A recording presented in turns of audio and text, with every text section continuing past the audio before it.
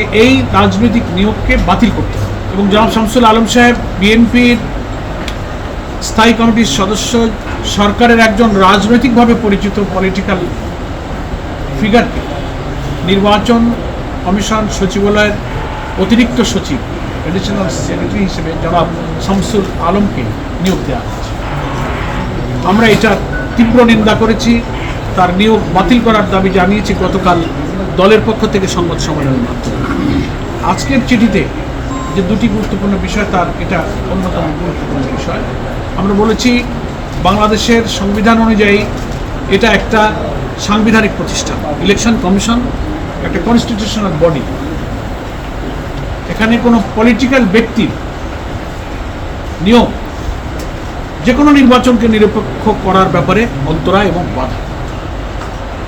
এবং জনাব শামসুল আলম সাহেব বিএনপির স্থায়ী কমিটির সদস্য, সিনিয়র নেতা, আমাদের রাজনৈতিক সহকর্মী এবং সিনিয়র নেতা জনাব নজরুল ইসলাম খানের নেতৃত্বে গঠিত বিএনপির নির্বাচনী আসন পুনর্বিন্যাস একটা কমিটি আছে, সেই কমিটির সদস্য হিসেবে তিনি দায়িত্ব পালন করেছেন। এবং আজকের আলোচনায় যখন আমরা এই অভিযোগটা করেছি, বাইদি ভাই কথার মাধ্যমে আমরা এটা জেনেছি যে সেই কমিটির দায়িত্ব পালনের প্রয়োজনেই তিনি এই ইলেকশন কমিশন অফিসেও একবার এসেছেন। প্রথম এবং প্রধান উদ্বেগের বিষয় যেটা ওনাদেরকে জানিয়েছি যে এই রাজনৈতিক নিয়োগকে বাতিল করতে হবে।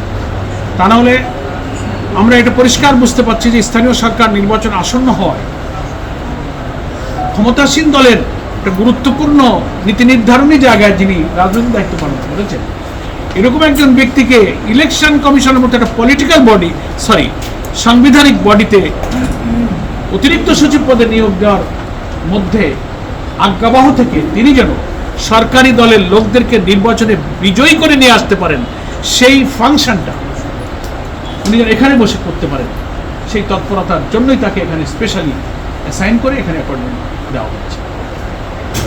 ওনাদেরকে আমরা এটা বলেছি।